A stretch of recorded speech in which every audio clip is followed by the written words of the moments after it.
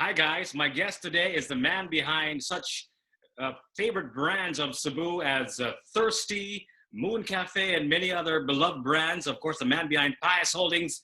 Ladies and gentlemen, Mr. Bunny Pajes. Hi, Bunny. Hi, Jiggy. May gabi na natong tanan. All of those who are watching your Facebook Live podcast Bunny, today or um, tonight. tonight or whatever time they're watching this file, they could watch this one tomorrow or whatever time that suits them. Bunny, let's get down to business, Bunny. If somebody told you, Bun, that a virus would shut down all the businesses in the entire world, everyone will be locked down in their homes, and there's going to be no commerce whatsoever. If somebody told you that, what would you have said before this pandemic? That's a bad movie. I mean, I don't think anybody expected this.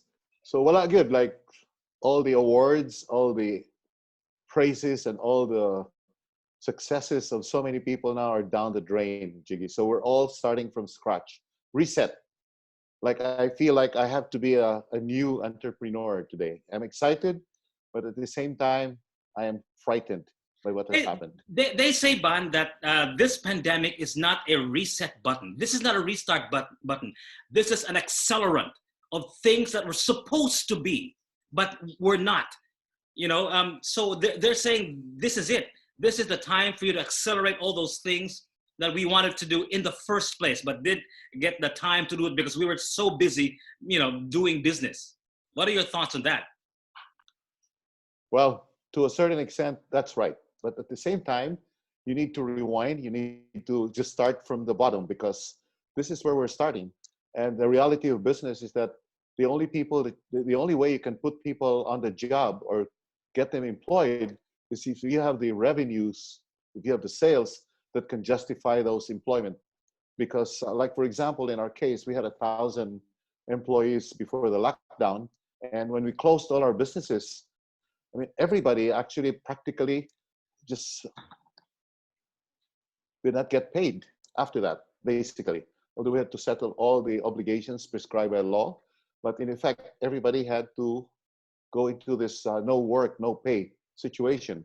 And when the economy will be open up again, what is going to happen under GCQ, we will have to start from scratch and then build from there until our sales go up to a certain level where we can bring more people on the job.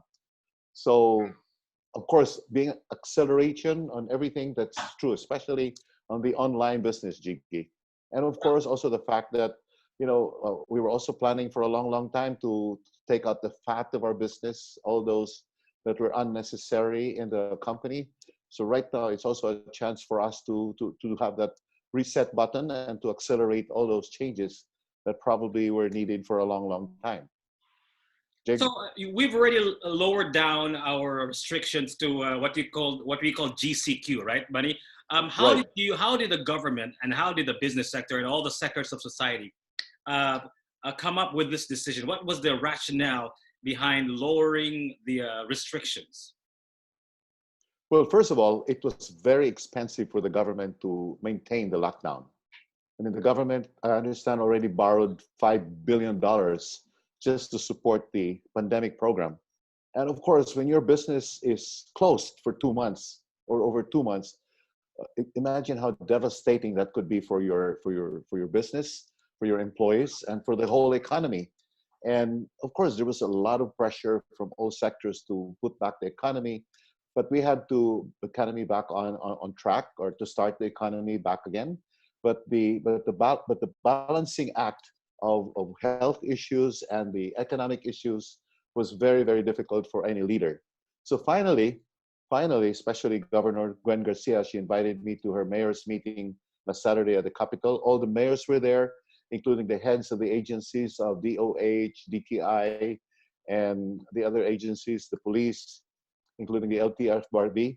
And the justification is that the ratio, the ratio between death and population in the last 3 months is really low. Of course, when you look at the people that are that are confirmed to be contaminated. You can say that they're rising. But when you compare the deaths, like the province, if I remember correctly, it was just maybe what, five or six deaths out of 1 million.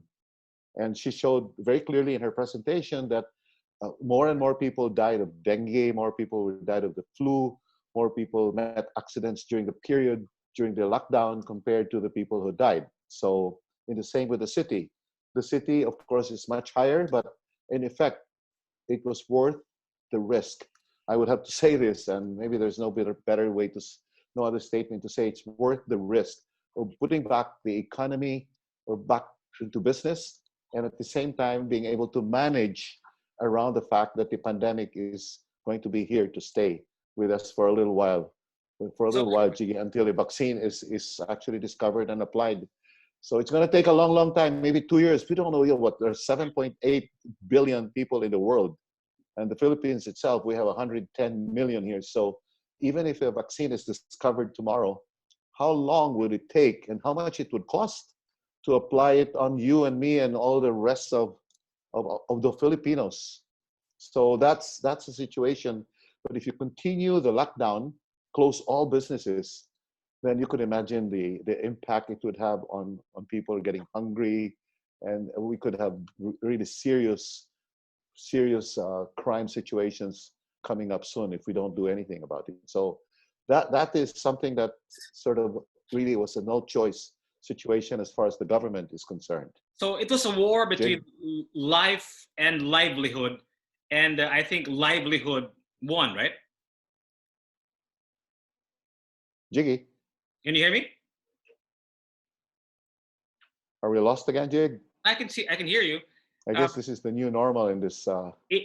it is a it was a battle between life, and livelihood, and I think livelihood won, I'm right? sorry, Jig, you're cutting off. Can you hear me now? You're cutting off, Jig. I can see you clearly.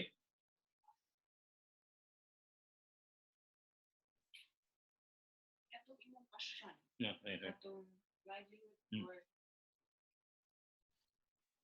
Manny, I don't want to be overly simplistic, but correct me if I'm wrong, and I'm sure the correct answer here is somewhere in the middle ground. It was a battle between life and livelihood, and livelihood won out, right? Won. Is that a question? Yes, that's a question. Yeah. Or, The safety of the Cebuanos, the safety of the Filipino, was the level of risk based on what was shown on the graph, is that was acceptable. Yeah.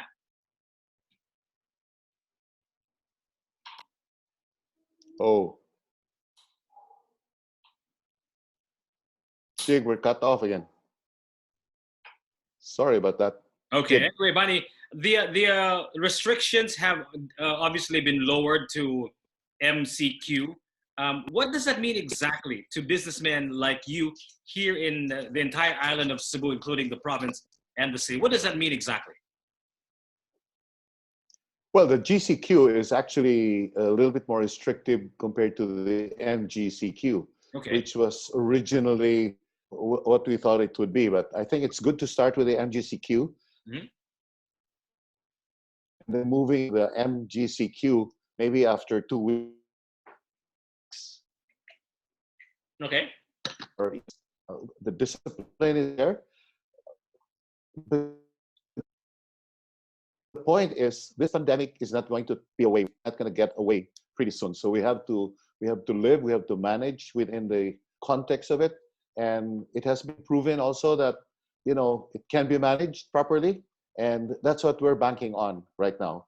But the fact is, it wasn't really a battle. It was a decision of being able to balance health, being alive, to stay alive, and business as far as livelihood is concerned, which Oh, have become very, very devastating by the day to the you, economy and to the individuals. you obviously run a series of restaurants, right? You have food outlets.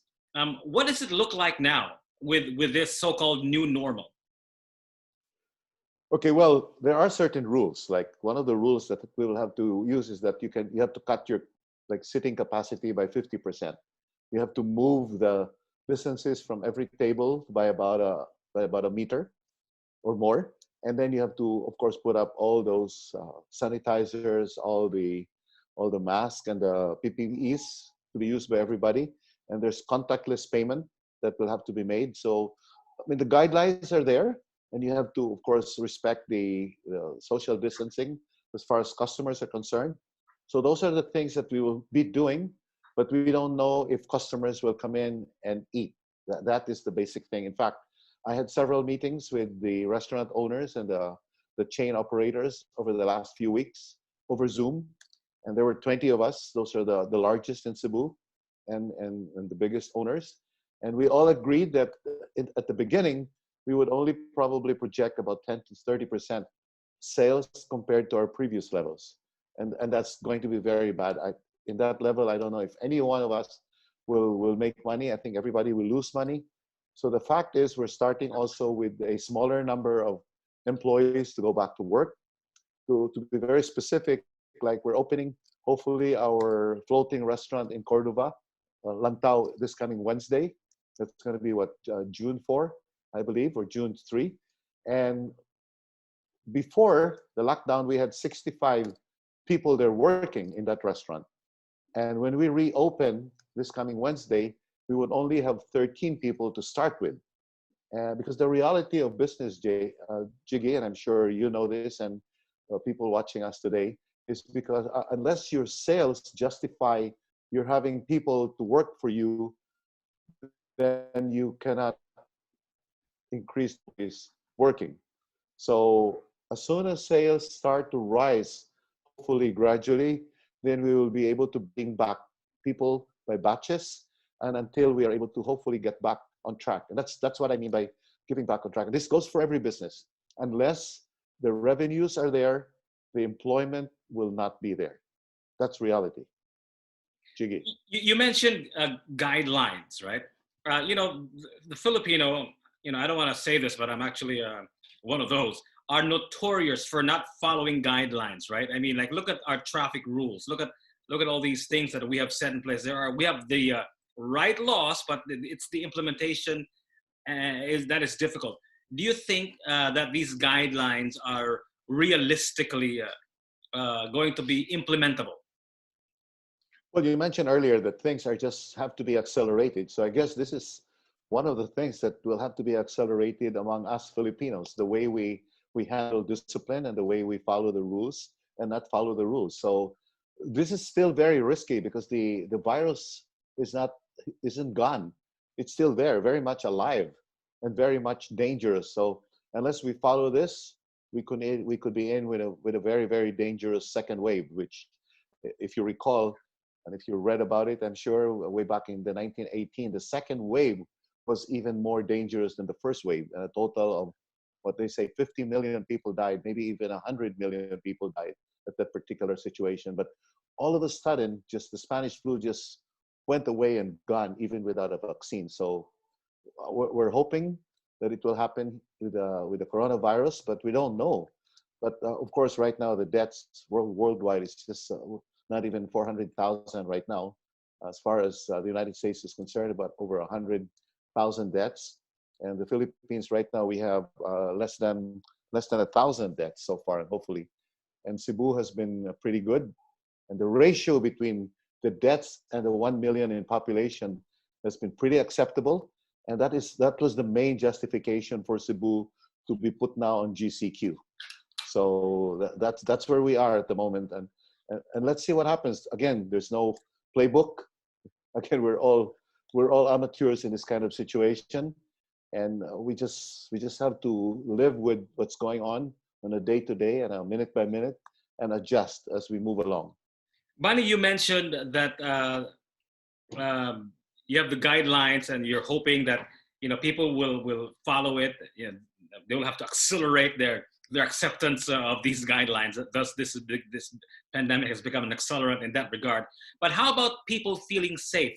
Will Cebuanos, Filipinos for that matter, eventually feel safe into going back into eating in your restaurants or buying stuff in the mall?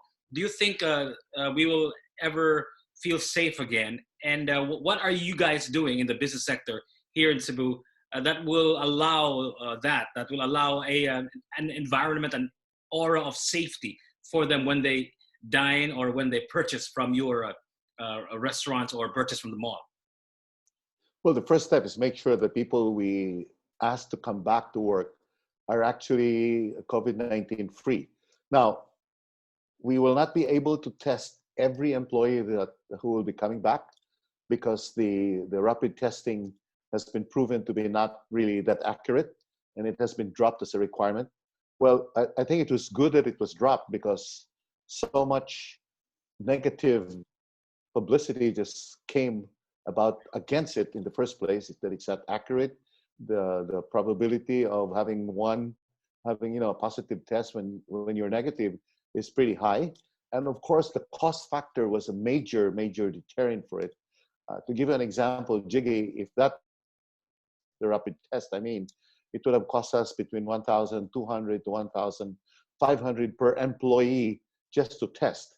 And if you have 100 employees coming back to work, imagine that's between 1.2 million to 1.5 million pesos just to put people back on the job. And since we haven't had any revenue for the last 2 months, and of course we've had to pay so much in terms of the benefits like the 13th month pay, the vacation leaves and the sick leaves, and all those support that we had to give our people, it has been really devastating and definitely drained a lot of our cash reserves. So good that even President Duterte and DTI Secretary Mon Lopez and of course the city governments eventually just backed off on it and said, okay, it's not a requirement, but you can use it as a test. It has to be voluntary, but it was good. Otherwise, it would have been difficult or even impossible to execute. So that's one. The second thing is there are physical arrangements that we have to do in the restaurants, like moving the tables farther apart to respect the prescribed protocol for social distancing. And there's contactless payment now. So I don't know whether that's credit card or putting in certain plastics in certain situations, and we're going to do that. We haven't really opened any restaurant. As I mentioned, the first restaurant that will be opening is the one in Cordova this coming Wednesday. The ones in the malls are going to be opening in the next few days, hopefully. So we will have to see how this will work and hopefully see what happens. And again, we expect and we hope that sales will rise. People will, be being able to handle the fear. And although we have a little advantage, I want to tell you this, and I hope you know this, and I know you know this, many of our restaurants are actually outside of the mall now. So we have 10 restaurants that are outdoor, like Top of Cebu, the one in Cordova, and the one in Talisay are Lantau restaurants. Cafe Racer, it's outside of the mall. Our House of Lechon restaurants are mostly outside of the mall. So we will be able to maybe hopefully take advantage of not having air conditioning, which has been prescribed. So that's what we are hoping, that we can generate some volume and then put more people back on the job. Some kind of advantage, right? I think so because, 5 years ago, I made a decision of limiting our expansion inside the malls. So we opened a lot. Not that I foresaw the pandemic hitting us, but that was my decision at that particular point. And I think it turned out to be the right one, hopefully. Yeah. Although Bill Gates did foresee this back in 2015, and we had this coming, but we were just too busy, running our day to day that we completely forgot about this virus. The potential of a pandemic was just already looming. Anyway, Ban, nobody listened to him. Yes, Jiggy. Yeah, you mentioned that sales are going to be slow in the beginning, right? Because people will still have a wait and see attitude. They're still gonna see whether it's safe to eat out, to buy stuff, to order stuff. My question is, since one of the requirements of the easing down of this lockdown is there's only going to be about 25 or 50% capacity. Is that what you said? 50%. So a 50% drop in capacity, of course, equals to drop in sales, right? Where will you get the other 50%? Where will you get the other income that you need to stay afloat, to stay alive. Well, of course, we were hoping that the takeout and delivery sales would compensate for it, but Mhm. not really. You know what happened? You know what happened? Almost every kitchen and almost every housewife has the capacity to have a takeout and delivery business.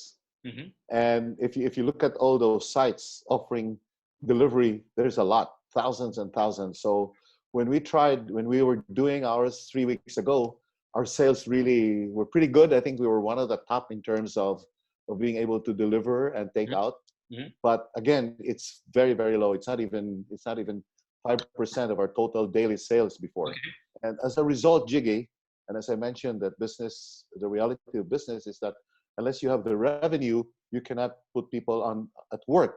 So what happened is we were only able to have 25 people on the job out of 1,000 people because of that sale. So as we continually open our branches, our stores, then we'll be able to put more people on the job.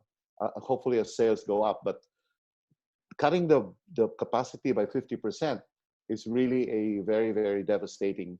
I'm also just thankful for the government that the curfew was actually moved to 10 p.m. instead of 8 p.m. And right from the very beginning, I was publicly appealing to our government officials to move the 8 p.m. to 10 p.m.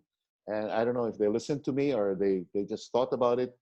Because you see what happened, Jiggy, when the government actually imposed the curfew to 8 o'clock in the evening, sometime in March 17 or 18, all our sales, and I'm talking about all the restaurant sales, dropped by 80 to 90%. If right away, because 60 to 70, 80% of our sales actually in the restaurants come from dinner time. So if the people cannot go out for dinner and because they have to go home because of the curfew, that definitely cuts the opportunity to make more sales effectively and right away. So So I don't know if you answered the question, or I wasn't listening. So where will you get the other 50% of sales that you require to keep a business afloat? good question. Now, what I was saying, we were trying to get that also from our takeout and Yeah. delivery business, Mhm. but that may be not be enough. So the whole idea is that we will have to cut costs. We Okay. will definitely have to cut costs, and that this is where the bad part, but this is real. So we had 1,000 employees before now. I don't really know how many we would be able to get back at work because without the sales, then we will not be able to pay their salaries. We will not be able to pay the benefits. And I'm not the only one, Jiggy. It's the same for every business, whether you are in the hotel business, whether you are in the transportation business, whether you are in the meat business or the supply business.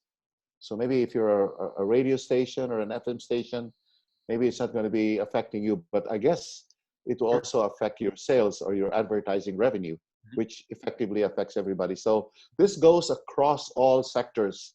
It's not just one. The domino effect is there, and I was reading about the bankruptcies in the United Yeah, States, exactly. Yeah. the fact that in the Philippines we probably will lose about 5 million jobs is very real. So I would like to urge the government to maybe address this. And I don't know if there's enough money to support everybody, but again, the reality of business, and let me repeat this, is that unless we have the sales, we will not be able to put back people at work. It's that simple. So no sales, no work. No sales, no work. So, And buddy, if I don't. sales are low, then the number of people that can go back to work will be low. To give you an example, like at top of Cebu, that's one of our top restaurants. We had almost 80 people working there before the lockdown. Now, when we reopen, and hopefully in the next few days, we probably will start with just 20 people. Imagine from 80 people who used to work there, we will lose in the meantime 60 and just have 20 people there. And then as sales hopefully increase, then we will be able to, hinay-hinay, jutay-jutay, we will be able to add more people to work. But without the sales rising, the number of employees will not also rise. Ban, I don't want to be a doomsday prepper and all that stuff, but um, I know that historically, in the history of the world, things always got better. Humanity always figured out a way to make things better, to go back to the way it once was. But this pandemic, it looks like it's something we've never seen before. We did back in 1918, but that was a long time ago, and millions died. Uh, what if, Ban, things don't go back to the way businessmen predict it to be? What if people don't feel safe in going back to your restaurants, going back to the mall? What if that happens? Uh, what do you think is the pivot going to be? What are the moves that businessmen will try to make if the eventuality that people don't really feel safe until a vaccine arrives, which is probably years away? What do you think is the pivot going to look like? Well, I always said that we're actually not in the same boat, but we are in the same storm. Exactly. So yeah, but when I said that, a lot of people really responded and said, Bunny, you're right, because we're actually in the same storm, but each one of us has to look at our individual situations differently, and again to act accordingly. Mm-hmm. So I have my ways. The last few weeks, I've been really thinking hard on what to do, and of course, I'm sure you have. Mm-hmm. That's what every person in this room, I mean, not in this room, in right, like watching us at the moment. So again, I want to repeat, we're actually in the same storm, but we're not in the same boat. So in our particular case, we would have to move into other areas of business. Like 6 months ago, I actually spin off na nako on our repair and maintenance business, and we formed a construction company. It's called PHI Construction and Development Company. So I mean, those are the areas that we will be working on. One of the things I also did is that we're no longer going to be what Pahis Holdings to a large extent, or Pahis group of restaurants. We're going to be a Pahis food group. So I told my children and the people in our team, I said, okay, we will now explore all possibilities related to food. It could be frozen foods, it could be manufacturing, it could be packed meals. So a lot of the things that we were not doing before, or we're thinking of doing, as you mentioned, will have to be accelerated. So in terms of the construction, that's something that we are going to be working on. I know that's tough, but we have the capacity to do it. We have the experience as we built our own homes, our own restaurants. We also had experience a lot on repairing our own restaurants and our own construction outfits. So those are the areas that we'll be working on. I'm also working on a possible online business. Since we are in real estate, we will be connecting with someone who is attuned to selling real estate. So those are the things that we'll be doing ourselves. But I encourage every person now who was an entrepreneur to be back being a beginner as an entrepreneur. So those are the things that we need to do. But again, we will be back to where we are before, but it could take time to get. If you read up some more on the 1918 Spanish flu, that took 10 years for things to recover. So we don't know, it could maybe take 5 years this time or even longer, but eventually humanity will be back on track and will be as good as ever. But we just have to figure it out and sacrifice in the meantime. Because I think, Ban, one of the reasons why this pandemic happened, I think it's a confluence of the explosion of our population. Like you said, we're 7.8 billion people in the world now. Yeah. And I think our close proximity to animals now, our relationship with nature, right? And I think for a virus to cross from an animal, what they say is from a bat, to a pork, to humans, that possibility exists, as always existed. It's just been heightened because of our population, which has exploded to 7.8 billion people. So I think we need to rethink the way what it is to be human, right? What it is to this is still a long ass experiment, the human experiment. What it means to be alive, right? Right. I'm sure in your corners of your mansion there, Vance, you probably have those existential thoughts, right? Definitely. um, um, how do you think about the big picture, Ban, about this pandemic and how maybe we should rethink the way what it is to be a human being? Yeah, but a lot of things that have happened during the lockdown jig will probably stay for us for a while. Mhm. Like, I never even thought that we would be wearing masks today. It's just there were times when I traveled in many parts of the world and I saw some people wearing masks in the airplane and the airport, and I said, why are they doing this? But now it's strange to see anybody Not who where, is not wearing a mask. It's just amazing. Like we're so used to hugging one another, shaking hands, and we don't want to do, we can't do that anymore. And those are the things, physical distances. We're social animals, right? We just want to be together with people and enjoy. That's why our restaurants had not been doing too badly over the years, because we were selling good experiences. Floating restaurant in Cordoba, up in the mountains of top of Cebu, House of Lechon. But those things will have to be adjusted until things get back a little better. So to be human, I guess right now, as you said, maybe that question has been accelerated as far as the answer is concerned, is to just maybe feel for each other, do what we can, but at the same time respect each other's distance and privacy. So those are the things that we, and in fact, the Zoom meetings, like you interviewed me twice already, I think, and I had to see you personally, but it's maybe even easier to set up a Zoom meeting than being there, and you don't have to prepare a snack or a drink for anybody who interviews. So you're drinking your own wine there. I'm not partaking it. I'm drinking water, so that's fine with me. So those things are there. So Ban, there are there are benefits. you had the distinction of being in a group of people who are the heads of their municipalities or cities with the government, right? You also had the distinction of being with businessmen. What is the overall feeling like? Let's start with the mayors. Do they feel optimistic? Do they feel scared, pessimistic? And how about the businessmen? Are they optimistic? Are they pessimistic? Do they all feel the same way, or it's half and half? Half of them are pessimistic, half of them are optimistic. What are their thoughts? Yeah, Jen? that's a very difficult question, because maybe it would all be like highly speculative. Let me start with the government officials.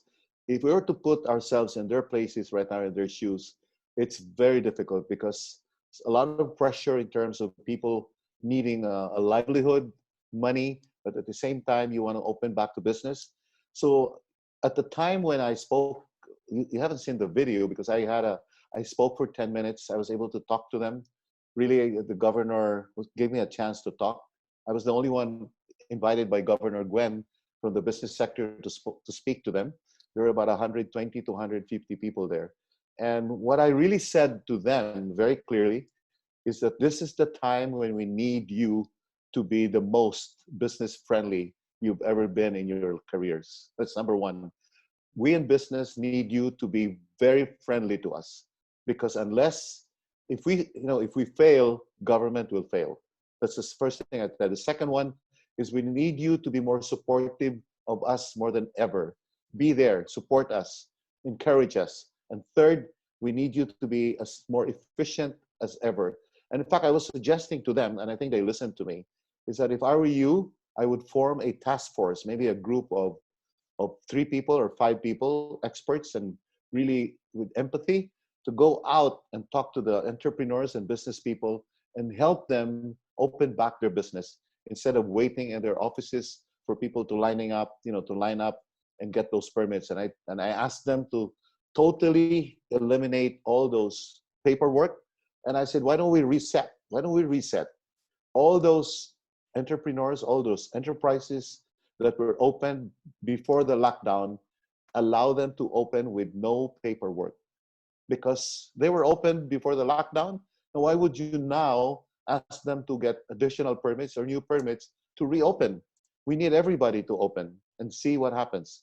So I mean, that's what I told them. I haven't really had a chance to talk. I didn't get a chance to talk to many of them, but everybody is encouraging now to just open up.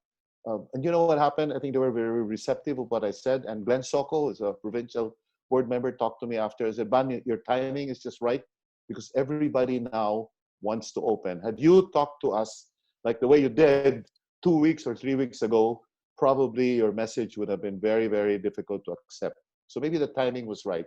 Now, as far as businessmen are concerned, we're all right now suffering. We're all suffering.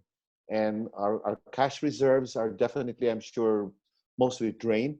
And those who have a lot, I think, are also very hesitant to risk. And, one of my very important mottos in life was play to win and not play not to lose.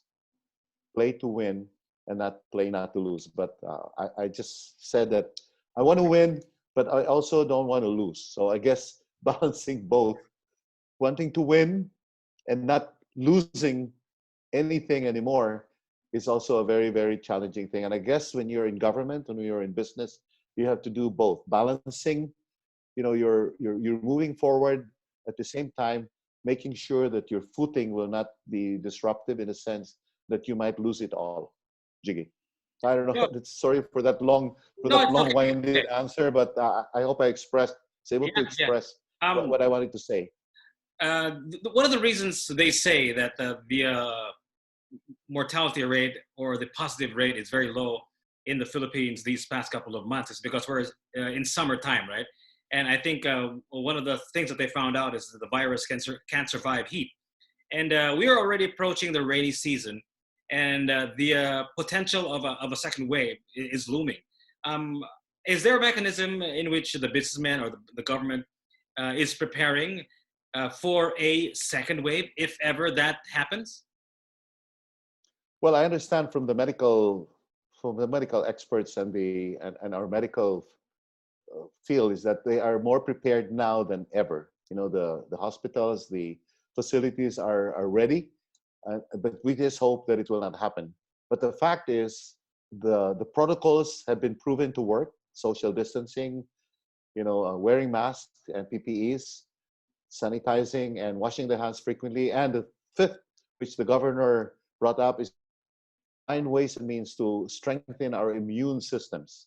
And personally, that's what I've been doing. Also, I'm exercising regularly, and luckily, I was able to invest in a sauna bath at home. So 3 or 4 times a week, I go to the sauna for 15 minutes. And in fact, whenever I had to go out to meetings, I just go straight to the sauna without going to my bedroom and stay there for 15 minutes and take on the 60 to 65 degrees centigrade heat and sweat a lot. So I don't know whether that will help, but I think it's most important right now to take as much vitamins as you can afford.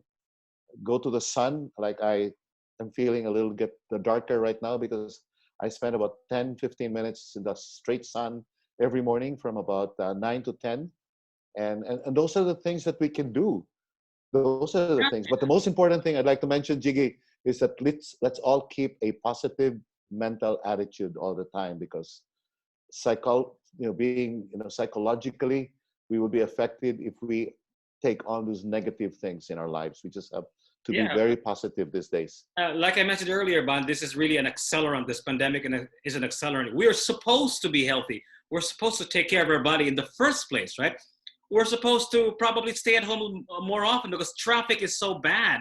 You know what I mean? We're supposed to do these meetings Exactly. online in the first Exactly. place. So this has accelerated the need for us to be a part of this, what they call low touch economy. I couldn't disagree with you anymore, Jay. So Traffic. go ahead. So I guess there were moves to remove the coding, the number of coding. I don't know if that's good. I haven't taken a stand of it, but again, it probably will have to be there for a while. I don't know.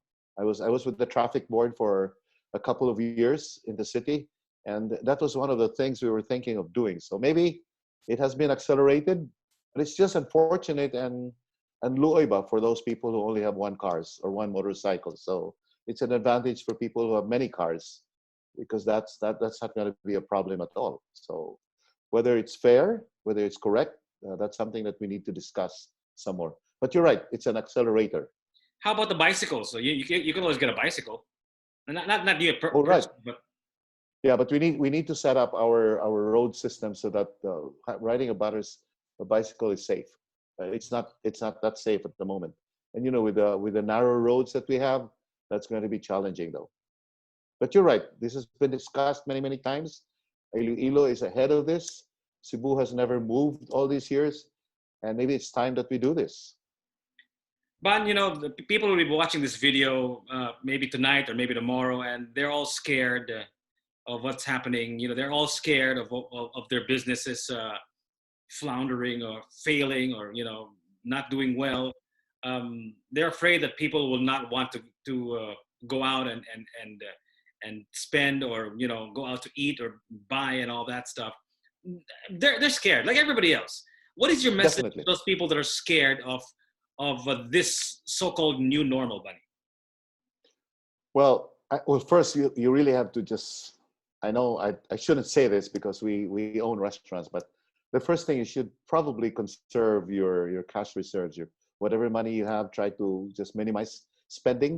Secondly, is I think it's important now to unload, to sell whatever you can sell to generate some money. I know you're part of the Cebu barter trade, but I don't know whether that will work.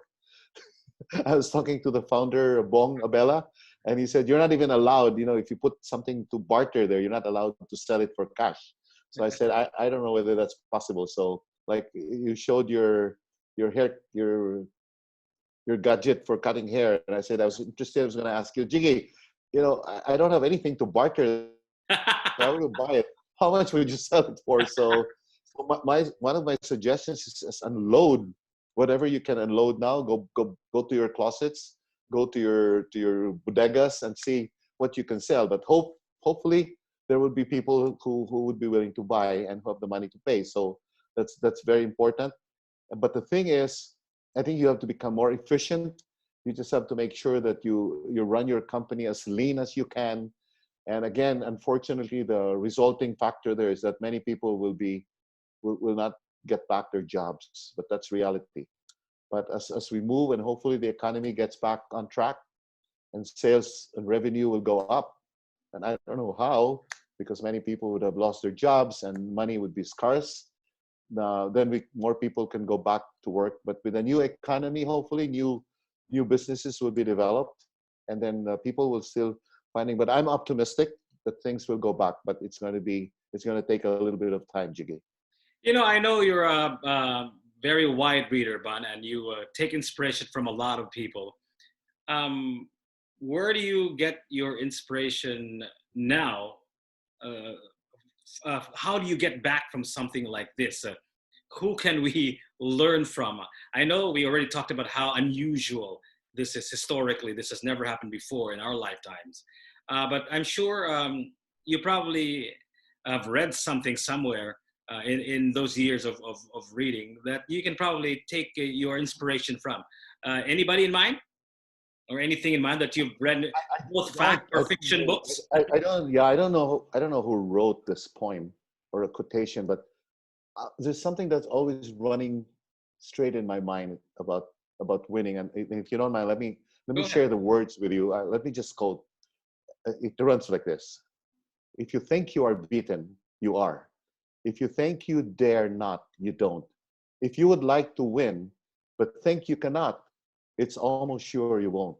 For life's battles don't always go to the stronger or faster man, but sooner or later, the man who wins is the one who thinks he can. So it's very important that you still have to take on thinking of winning and making it. And that's what's Mindset. running in my mind. Somehow I'm not I don't feel afraid. I don't feel that scared. I know we will have to adjust. We will have to scrape bottom, and we will have to work harder. I have to come back and become a new entrepreneur once again. But somehow we will all we will overcome this and hopefully even become better than we were before. So let's think winning. And I always say that to win, to win, to win. That should be our most important singular thought all the time. To win, to And win. pray, and pray. Yeah, to win, to win, to win. Wow, thank you so much, Bunny. I feel so much better now listening to you all the time. I know that you have a lot of restaurants that are opening up and all that stuff. Maybe you can tell everybody which ones are opening up. You know, they're going to be listening to this today or tomorrow, so maybe you can, be time sensitive about it. Are your restaurants opening up on Wednesday, next week? When? No, just one. But one advantage we have, as I said, is that most of our restaurants are outside. So there are no air conditioning and so many of those. So you can be there comfortable and enjoy the fresh air and the view. But Jake, if you don't mind, can I just share a very important prayer Go that ahead. my grandmother, my late grandmother Lola Taling, shared with me when I was a teenager that I've been using all my life. Go ahead. Because prayers these days are more important than ever. Oh, No, it's we just have. 3 lines. Just 3 lines. Just 3 lines of prayers. It runs like this: God is with me. God is helping me. God is guiding me. So let me repeat that. And if you can say it with me, that would be nice. So God is with me. God is Can with you me. say it with me? God is with God me. is with me. Okay. God is helping me. God is helping me. God is guiding me. God is guiding me. Can you remember it? God is with me. God is helping me. God is guiding me. I remember that, buddy. Just use it, Jake. Yeah. If you're having a hard time sleeping, you can just keep on praying. God is with me. God is helping me. God is guiding me. Or I can have the blood of Christ. Yeah. And that too, right? So I hope, Jake, this has been a helpful discussion. I was really happy to join you today because I don't have the answers, but we have to figure out the answers individually. As I said, we're not in the same boat, no, but we're in the same storm. But we're in a historical moment. This is our world war. People talk about the wars that they've fought. The great adversities that they have been challenged with. And I think every generation is defined by the obstacles that they face. And I think this is one of the greatest obstacles in the last 100 years. This is probably even deadlier than most wars that we've ever fought. So I think how we come out of this will define us as a generation, as human beings, right? So I think it's pretty daunting, but I think the task is exciting, right? It's challenging. Yeah, the story hasn't ended. Yeah. It is still unfolding, and we would know when history writes about us. But it's up to us individually on how we can overcome whatever challenges are facing us. We're living history. This is something that won't be just a page, right, in the history books. This is probably going to be an entire chapter or an entire book when they're going to write about this pandemic. Bunny, thank you so much. And I know it's way past my bedtime as I have not mine. I know you sleep. So thank you so much, Bunny. And I'd like to talk to you again, maybe in the next few days, maybe like in the next 2 weeks, perhaps, and see how's it going so far. Maybe you can give us a short update with what's going on with the business sector of Cebu. Ban? We'll be glad to. Thank you. Always a pleasure. Goodbye, everybody. Thank you so much, ladies and gentlemen. Bunny Pajes, God the bless. man behind Pajes Food Group.